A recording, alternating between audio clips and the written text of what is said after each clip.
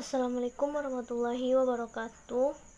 Perkenalkan, kami dari kelompok 4 metode problem solving yang beranggotakan yang pertama yaitu Melisa Lusita, Novia Fadila, Dasrifani Fadila Surya, dan Galuh Triani. Baiklah, pada materi pertama yaitu tentang pengertian dari metode problem solving. Problem solving adalah kemampuan dalam memecahkan masalah yang diantaranya adalah menemukan urutan yang benar dari alternatif jawaban, sehingga menggerakkan kita agar lebih dekat dengan tujuan kita, juga dengan proses yang dapat membantu seseorang untuk menemukan yang mereka inginkan dan bagaimana mencapainya dengan cara yang paling efektif. Menurut Polya dalam Red tahun 2000 mengemukakan pemecahan masalah berarti mencari jalan keluar dari sebuah kesulitan, suatu cara jalan keluar dari rintangan, mencapai suatu tujuan yang tidak seketika dapat dimengerti. Pemecahan masalah juga merupakan aktivitas berpikir yang diarahkan untuk menemukan jawaban atau permasalahan yang meliputi pembentukan merespon seleksi atas berbagai kemungkinan respon. Menurut Solo tahun 1991. Sekian dari saya, terima kasih. Selanjutnya masuk tentang tujuan metode problem solving, di mana tujuan yang pertama yaitu melatih kemampuan berpikir peserta didik dalam menghadapi masalah.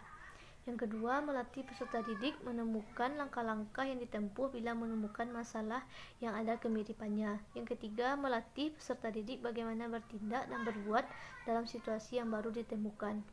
Yang keempat, melatih peserta didik bagaimana caranya menemukan jalan keluar dari masalah yang sulit.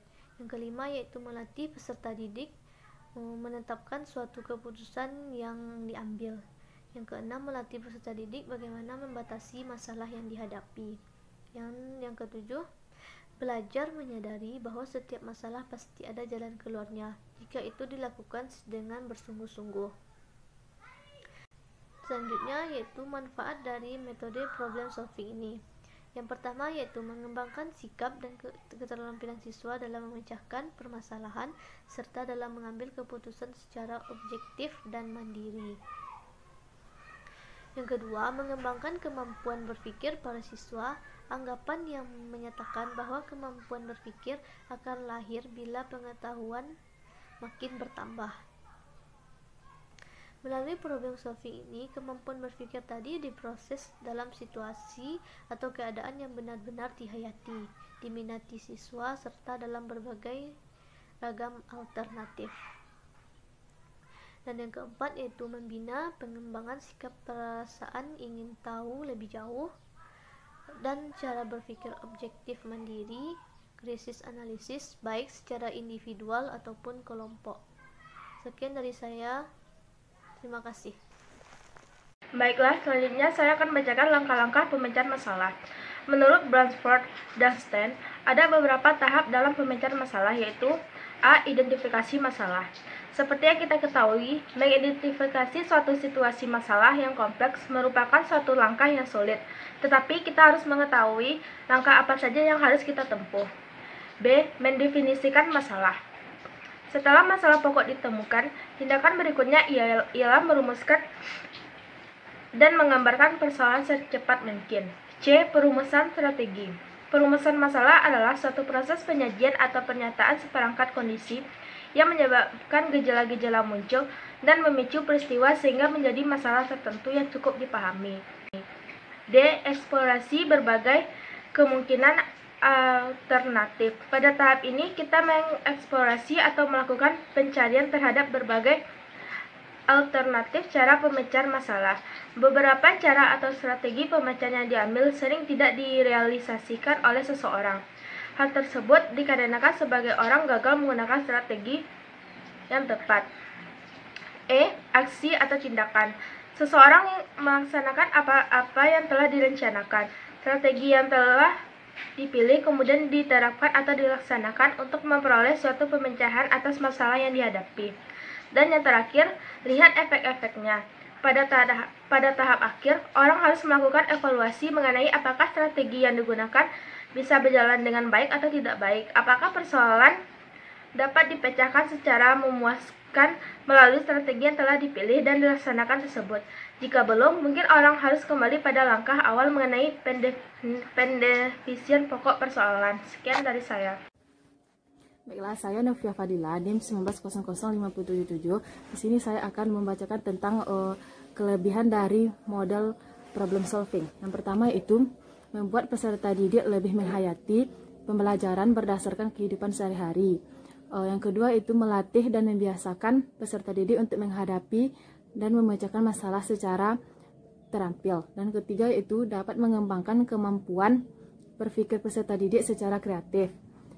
Yang keempat, peserta didik mulai dilatih untuk memecahkan masalah dari sejak sekolah ataupun sebelum memasuki kehidupan nyata. Kelima, itu melatih siswa untuk mendesain suatu penemuan. Keenam, membuat peserta didik berpikir dan bertindak secara kreatif. Yang ketujuh, yaitu memecahkan masalah yang dihadapi secara realistis. Yang kedelapan, yaitu mengidentifikasi dan melakukan penyelidikan. Yang kesembilan yaitu menafsirkan dan mengevaluasi hasil pengamatan. Yang kesepuluh yaitu dapat membuat pendidikan sekolah lebih relevan dengan kehidupan khususnya dunia kerja.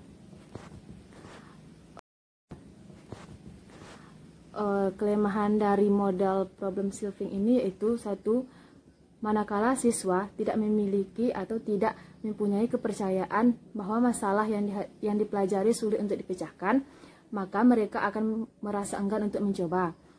Yang kedua itu keberhasilan strategi pembelajaran melalui PBL membutuhkan cukup waktu untuk persiapan. Dan yang ketiga yaitu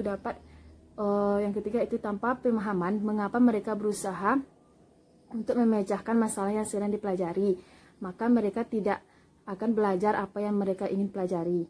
Sekian dari saya. Assalamualaikum warahmatullahi wabarakatuh.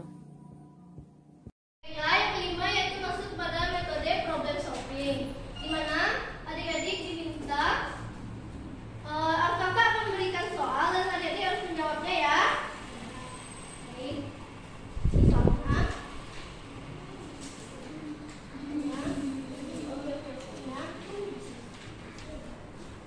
ini benar. Kakak beri waktu 10 menit ya. Panas soal. Dijawab.